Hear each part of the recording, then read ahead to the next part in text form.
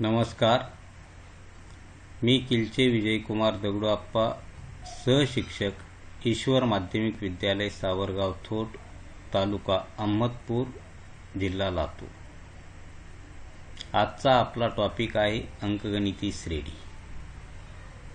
प्रामुख्यानं या प्रकरणामध्ये क्रमिका, अंकगणिती श्रेणी, अंकगणिती श्रेणीतील n वे पद, अंकगणिती श्रेणीतील n पदांची बेरीज आणि अंकगणिती श्रेणीचे उपयोजन अशा प्रकारच्या घटकांचा समावेश या प्रकरणात केला गेलेला आहे. त्यापैकी क्रमिका या घटकावर आपण यापूर्वी चर्चा केलेली आहे. आज आपण अंकगणिती श्रेणी या घटकावर चर्चा करणार आहोत. अंकगणिती श्रेणी. तर सर्वप्रथम एक बाब आपण लक्षात ठेवणं गरजेचं आहे की प्रत्येक अंकगणिती श्रेणी ही क्रमिका असतेच, पण प्रत्येक क्रमिका ही अंकगणिती श्रेणी असेल असे आपणास म्हणता येणार नाही. मग आता या ठिकाणी आपण एक विचार करणं गरजेचं आहे की आपण नेमक्या कोणत्या क्रमिकेस अंकगणिती श्रेणी म्हणू शकतो. आता या ठिकाणी काही क्रमिका पहा. आपणाला या ठिकाणी 3 क्रमिका दिलेल्या आहेत. आपण जर या 3ही क्रमिकेचं क्रमानं निरीक्षण केलं तर आपणाला त्या क्रमिकेमध्ये पदामध्ये किंवा पदातील सहसंबंध काय आहे हे लक्षात येईल. आता पहिली क्रमिका जर आपण घेतली 100, 70, 40 आणि 10, तर यामध्ये क्रमाने येणाऱ्या 2 पदातील फरक किंवा क्रमाने येणाऱ्या 2 पदामध्ये संबंध काय आहे हे जर आपण शोधण्याचा प्रयत्न केला तर पहिल्या पदामध्ये ऋण 30 मिळविल्यानंतर दुसरे पद, दुसऱ्या पदामध्ये ऋण 30 मिळविल्यानंतर तिसरे पद, या पद्धतीनं पुढील पदे मिळत आहेत. आता दुसऱ्या क्रमिकेमध्ये काय घडतं? दुसऱ्या क्रमिकेमध्ये सुद्धा पहिल्या पदामध्ये आपण 3 मिळवले दुसरे पद, दुसऱ्या पदामध्ये 3 मिळवले तिसरे पद, तिसऱ्या पदामध्ये 3 मिळवले चौथे पद. म्हणजे या 2 क्रमिकेमध्ये जर आपण निरीक्षण केलं तर क्रमाने येणाऱ्या कोणत्याही 2 पदातील फरक आपणाला स्थिर दिसून येत आहे. आता तिसऱ्या क्रमिकेमध्ये पहा, सर्व पद सारखेच आहेत. म्हणजे या ठिकाणी क्रमागत पदातील फरक किती असू शकतो? 0 असू शकतो. मग आपण आता या क्रमिकेची जी काही वैशिष्ट्ये आहेत, मग अशा क्रमिकांना आपणाला अंकगणिती श्रेणी म्हणायचे. मग आता या ठिकाणी या क्रमिकेच्या बाबतीत आपण काय सांगू शकतोय? तर प्रत्येक यादीतील किंवा प्रत्येक क्रमिकेतील प्रत्येक पद आधीच्या पदात विशिष्ट संख्या मिळवून पुढील पद तयार होते किंवा तयार झालेले दिसून येते. म्हणजेच या ठिकाणी 2 क्रमागत पदातील फरक कसा आहे? स्थिर आहे. आणि हा जो स्थिर फरक आहे, या स्थिर फरकाला आपण साधारण फरक म्हणतोय आणि तो D या अक्षराने दाखवतो. आता हे सर्व पाहिल्यानंतर अंकगणिती श्रेणीची व्याख्या कशी तयार करता येईल? एक सर्वसामान्यपणे आपण जर अंकगणिती श्रेणीची व्याख्या तयार केली तर आपणाला असं म्हणता येईल की दिलेल्या क्रमिकेतील कोणत्याही 2 क्रमागत पदातील फरक स्थिर असेल तर अशा क्रमिकेस अंकगणिती श्रेणी असे म्हणतात. आता या ठिकाणी पहा, Tn अधिक 1 उणे Tn बरोबर D. आता Tn अधिक 1 आणि Tn ही क्रमाने येणारी 2 पदे. आता Tn नंतर येणारे पद Tn अधिक 1 आणि Tn अधिक 1 नंतर येणारे पद कोणते असेल? मग Tn अधिक 2 असेल. आणि Tn पूर्वी येणारे पद कोणते असेल? तर TN उणे 1 असेल, हे आपण समजून घ्या. आता या ठिकाणी दुसरी एक बाब आपण लक्षात ठेवायची की पहिल्या दोन पदामध्ये विशिष्ट फरक मिळाला, तोच फरक दुसऱ्या दोन पदामध्ये मिळाला तर आपण तात्काळ ठरवायचं नाही की ती अंकगणिती श्रेणी आहे. आता पुढील पदामध्ये फरक आपल्याला पाहावा लागेल. म्हणजे एक अट लक्षात ठेवा की दिलेल्या क्रमिकेतील कोणत्याही दोन पदातील फरक कोणत्याही दोन क्रमागत पदातील फरक कसा पाहिजे, स्थिर पाहिजे, तरच त्या क्रमिकेला आपण अंकगणिती श्रेणी असं म्हणू शकतो. मग आता अंकगणिती श्रेणीच्या बाबतीमध्ये आपण काही बाबी लक्षात ठेवायच्या. आता त्या अशा आहेत की क्रमिकेमध्ये क्रमागत पदातील फरक हा स्थिर असेल तर त्या क्रमिकेस आपण अंकगणिती श्रेणी असे म्हणतो. त्यानंतर हा जो क्रमागत पदातील फरक आहे त्या स्थिर फरकाला आपण D या अक्षरानं दाखवतो. हा D म्हणजे साधारण फरक धन असू शकतो, ऋण असू शकतो किंवा शून्य असू शकतो.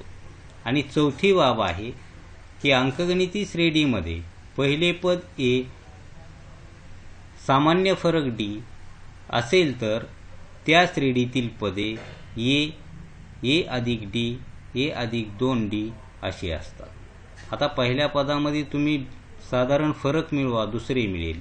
दुसऱ्या पदामध्ये साधारण फरक मिळवा, तिसरे पद मिळेल. तर A आणि D दिले असता आपणाला अंकगणिती श्रेणी या पद्धतीने लिहिता येईल. आता यावरील काही उदाहरणांचा विचार करू.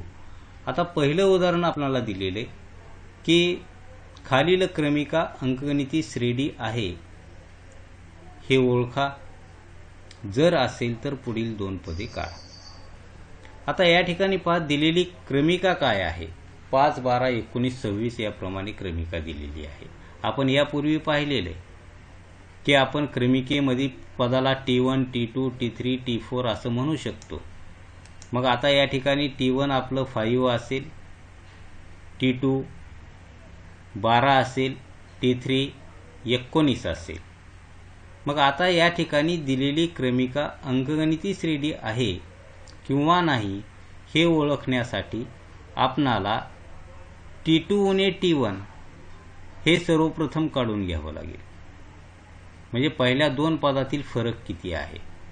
तर या ठिकाणी पहा T2 उणे T1 हे जर आपण पाहिलं तर 12 उणे 5 ते 7 मिळेल, पहिल्या दोन क्रमागत पदातील फरक.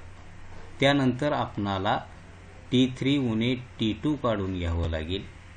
मग T3 उणे T2 हे सुद्धा 7 मिळेल आणि क्रमागत दोन पदातील फरक हा या ठिकाणी 7 आणि 7 म्हणजे तो स्थिर मिळाला आहे.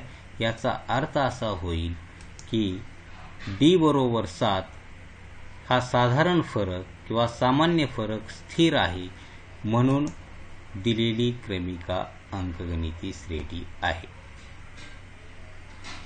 आणि क्रमिका ही अंकगणिती श्रेणी असेल तर पुढील दोन पदे शोधा म्हणते.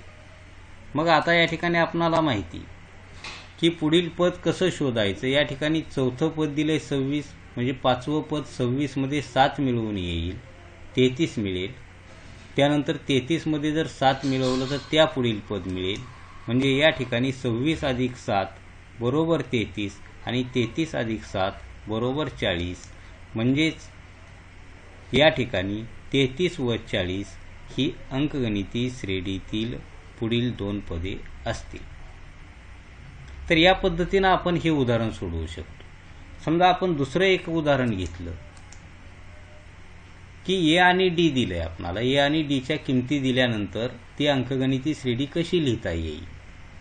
तर या ठिकाणी पहा की A ची किंमत आपल्याला 8 दिलेली, D ची किंमत ऋण 5 दिलेली. आता या ठिकाणी पहा A बरोबर म्हणजेच T1 बरोबर 8 आणि साधारण फरक ऋण 5 दिलेला आहे. आता पहिल्या पदामध्ये ज्यावेळी आपण ऋण 5 मिळवू, साधारण फरक मिळवू, त्यावेळी दुसरे पद मिळेल. म्हणजे या ठिकाणी आपलं T2 बरोबर काय मिळणार आहे, T1 अधिक D म्हणजेच 8 अधिक ऋण 5 बरोबर 3. आता T3 काय असेल, T2 मध्ये म्हणजे दुसऱ्या पदामध्ये आता ऋण 5 मिळवा, म्हणजेच 3 अधिक ऋण 5 ऋण 2. याच पद्धतीनं T4 ऋण 7 मिळेल. म्हणजेच या ठिकाणी आपली क्रमिका कशी आपल्याला ए आणि डी दिले असता अंकगणिती श्रेणी कशी तयार होईल, तर 8, 3, ऋण 2, 7 या पद्धतीनं आपण पुढील पदे काढू शकतो. म्हणजे अंकगणिती श्रेणी कशी आहे, मग ती 8, 3, ऋण 2, ऋण 7 ही आपणाला विचारलेली अंकगणिती श्रेणी आहे. म्हणजे या ठिकाणी आपण काय पाहिलं की ए आणि डीच्या किमती दिल्या असता आपण अंकगणिती श्रेणी लिहू शकतो. परंतु आपला प्रश्न असा आहे आता पुढे आपणाला की आपणाला एखाद्या अंकगणिती श्रेणीमधलं विशिष्ट पद काढायचे. समजा या अंकगणिती श्रेणीमध्ये तुम्हाला विचारलं 15वे पद काय असेल, मग ती अंकगणिती श्रेणी 15व्या पदापर्यंत लिहायची का आपल्याला दुसरा काय पर्याय आहे. त्यासाठी आपण या ठिकाणी पाहणार आहोत की अंकगणिती श्रेणीचे n वे पद म्हणजे विशिष्ट पद. आता अंकगणिती श्रेणीचं विशिष्ट पद काढण्यासाठी आपण काय जी कृती करणार आहेत ती या ठिकाणी पाहू. की आपणाला माहिती की सर्वसामान्यपणे T1, T2, T3 या अंकगणिती श्रेणीतील पहिले पद A आणि साधारण फरक D असेल, तर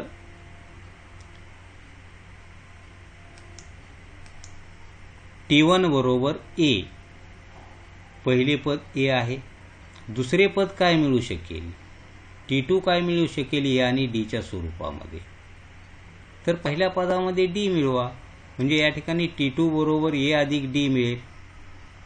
परंतु या ठिकाणी एक गोष्ट लक्षात ठेवा की A अधिक D जशास तसे न लिहिता त्यालाच आपण A अधिक 2 उणे 1 D लिहिलेले आहे.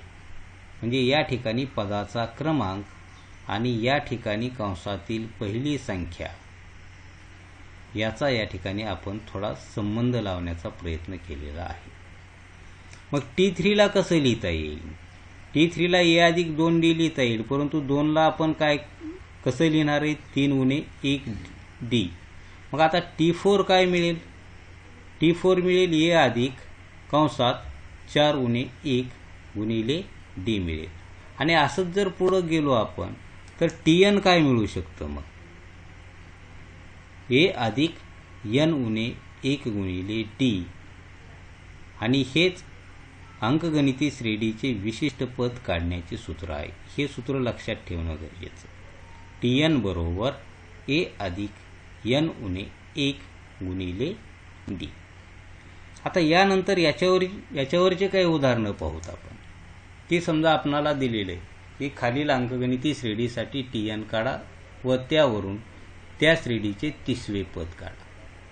आता पहा या उदाहरणामध्ये यापूर्वीचा भाग जर आपण पाहिला तर आपणाला Tnचं सूत्र माहीत आहे.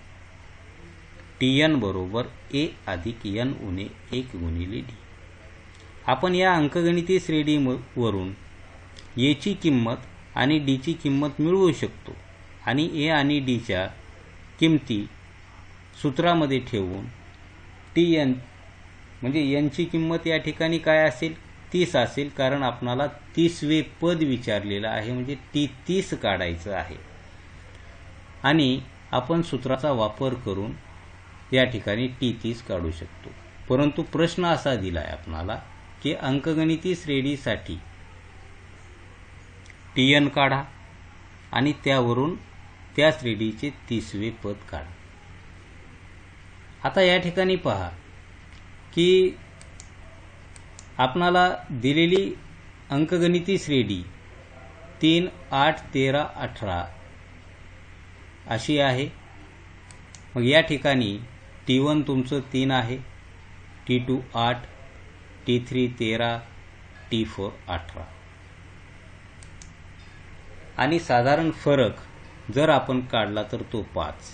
आता या ठिकाणी खरं तर यांची किंमत आपणाला लिहिण्याची गरज नाही, कारण आपणाला TN काढायचे.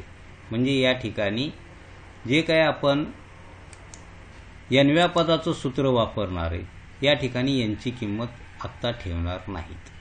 का तर आपणाला TN सुरुवातीला काढा म्हणले, आणि TN काढल्यानंतर आपणाला 30 काढायचे, 30 पद TN वरून काढायचे. मग आता या सूत्रामध्ये फक्त आपण कशाच्या किमती ठेवूत? A आणि D च्या किमती ठेवूत फक्त. आणि A आणि D च्या किमती ठेवल्या तर आपणाला TN काय मिळतं? पहा, TN बरोबर 5N उणे 2. आता या ठिकाणी हा भाग समजून घ्या मधला तुम्ही. आता या ठिकाणी तुम्ही T ची किंमत 5 ठेवली तर T5 मिळेल. जी काही यांची किंमत ठेवाल ते पद मिळेल. आता आपणाला काय विचारले? TN मिळाल्यानंतर यावरून T30 काढा.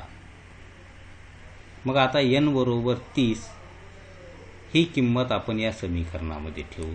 म्हणजे T30 मिळेल आपणाला. 5 गुणिले 30 उणे 2 म्हणजे या ठिकाणी 148, म्हणजे 30वे पद बरोबर काय असेल? 48 असेल. आता यानंतर दुसऱ्या उदाहरणाकडे पहा की 4ने भाग जाणाऱ्या 2 अंकी संख्या किती? थोडं विचार करायला लावणारं उदाहरण आहे. मग आता आपण सर्वप्रथम कोणता विचार करावा की 4ने भाग जाणाऱ्या 2 अंकी संख्या कोणत्या? त्यामधील लहानात लहान संख्या कोणती, मोठ्यात मोठी कोणती? तर आपण विचार केल्यानंतर आपणाला असं लक्षात येईल की लहानात लहान संख्या आहे 12 आणि मोठ्यात मोठी संख्या आहे 96. मग आपण यादी तयार करू की 4ने भाग जाणाऱ्या 2 अंकी संख्यांची यादी. 12, 16, 20, 24, 96. आता ज्यावेळी 4ने भाग जाणाऱ्या संख्या आपण काढतो त्यावेळी क्रमागत पदामध्ये फरक 4चा असेल आणि पहिली संख्या 12 आणि शेवटची संख्या 96. हे आपणाला थोडं विचार करून लिहावं लागेल त्या उदाहरणानुसार. मग आता या ज्या काही संख्या मिळाल्या किंवा 2 अंकी संख्यांची यादी मिळाली 4ने भाग जाणाऱ्या, ही एक अंकगणिती श्रेणी आहे. आपणाला प्रश्न विचारलाय काय की या किती संख्या आहेत? मग आपण या उदाहरणात विचार कसा करू की शेवटची संख्या 96 आहे, तर 96 ही कितवी संख्या आहे? मग आपण काय करू? गृहीत धरू की 96 ही Nवी संख्या आहे. मग TN बरोबर 96. 96 हे कितवं पद आहे? मग Nवं पद आहे असं गृहीत धरलं, म्हणून TN बरोबर आपण 96 घेतलेलं आहे. याची किंमत माहीत आहे आपणाला 12, फरक 4 आहे हे माहिती. आता मग आपणाला काय काढायचंय? तर Nची किंमत काढायची. मग यासाठी काही वेगळं सूत्र वापरायचं नाही. यापूर्वी आपण पाहिलेलं TNचं सूत्र वापरायचंय. TN बरोबर A अधिक N उणे 1 गुणिले D. या सूत्रात जर आपण किमती ठेवल्या तर TNची किंमत किती आहे? 96. याची किंमत आहे 12. आपणाला N शोधायचा आहे. Nची किंमत माहीत नाही, म्हणजेच या ठिकाणी N उणे 1 गुणिले 4 मिळेल. आणि हे जर समीकरण सोडवलं तर Nची किंमत आपणाला मिळेल 22. म्हणजे 4ने भाग जाणाऱ्या 2 अंकी संख्या किती असतील? तर 22 असतील. म्हणजे या ठिकाणी 96 ही कितवी संख्या असेल? 22वी. म्हणजे त्या अंकगणिती श्रेणीमध्ये एकूण किती संख्या आहेत? तर 22 संख्या आहेत. म्हणून 4ने भाग जाणाऱ्या 2 अंकी संख्या किती आहेत? 22 आहेत. यानंतर आणखीन एका उदाहरणावर आपण चर्चा करू. जर एका अंकगणिती श्रेणीचे 10वे पद 25 आणि 18वे पद 41 असेल तर त्या श्रेणीचे 38वे पद शोधा. तसेच Nवे पद 99 असेल तर Nची किंमत काढा. तर या उदाहरणामध्ये पहा की आपण NW पद 99 असेल, या ठिकाणी बऱ्याच वेळा विद्यार्थ्यांचा गोंधळ होतो. तर आता NW पद काढायचं म्हणजे यापूर्वी आपण एक उदाहरण पाहिलं की TN काढा आणि TN वरून T30 काढा. त्याचा वापर या ठिकाणी करता येईल, परंतु ते कधी? जेव्हा आपणाला A आणि D च्या किमती माहीत असतील तेव्हा आपण सर्वसामान्य पद काढू शकतो, म्हणजे TN काढू शकतो आणि त्यानंतर किमती ठेवून आपणाला विचारलेली किंमत आपण काढू शकतो. तर या उदाहरणात पहा की आपणाला काय दिलंय, काय विचारलंय याचा थोडा विचार करा. आपणाला T10 दिलेलं आहे 25, 10वे पद 25 आणि 18वे पद किती दिलेले आहे 41. शोधायचे आपल्याला 38वे पद. आता एखादं पद शोधण्यापूर्वी आपणाला माहीत आहे की त्या अंकगणिती श्रेणीचं पहिलं पद माहीत पाहिजे आणि साधारण फरक माहीत असेल तरच आपण विशिष्ट पद शोधू शकतो. मग आपणाला या ठिकाणी 10व्या पदाची किंमत आणि 18व्या पदाची किंमत दिली, त्याचा काय उपयोग करता येईल? आता 10वे पद म्हणजे माहिती आहे आपणाला काय आहे. 10वे पद म्हणजे A अधिक 10 गुणे 1 गुणिले D, म्हणजे 10वे पद म्हणजे A अधिक 9D असेल आणि A अधिक 9D ची किंमत आपणाला किती दिलेली 25. आणि 18वे पद T18 काय असू शकतं A आणि D च्या स्वरूपामध्ये? A अधिक 17D असू शकतं. आपण सूत्राचा वापर करू शकतो, काय अडचण नाही. किंवा आपण या ठिकाणी सरळ T18 बरोबर A अधिक 17D असं लिहू शकतो. सरावाने त्या बाबी आपणाला पुढं कळत जातील आणि आपण लिहू शकतो. आता T18ला आपण या सूत्राचाच वापर केलेला आहे आणि T18 काय येईल मग? A अधिक 17D, 18 उणे 1, N उणे 1 म्हणजे 18 उणे 1 गुणिले D म्हणजे A अधिक 17D मिळेल. आणि A अधिक 17D ची किंमत किती दिलेली 41. आता हे दोन समीकरणं सोडवून आपणाला A आणि D च्या किमती काढता येतील आणि A आणि D च्या किमती काढल्यानंतर आपणाला TN चे सूत्र वापरून त्या श्रेणीचे 38वे पद T38 म्हणजे त्यावेळी आपणाला यांची किंमत 38 ठेवावी लागेल, हे लक्षात ठेवा. आणि A आणि D वरून सुरुवातीला TN काढा आणि यापूर्वीच्या उदाहरणात पाहिल्याप्रमाणे आपण TN वरून TN जर 99 असेल तर या ठिकाणी यांची किंमत आपल्याला काढता येईल. धन्यवाद.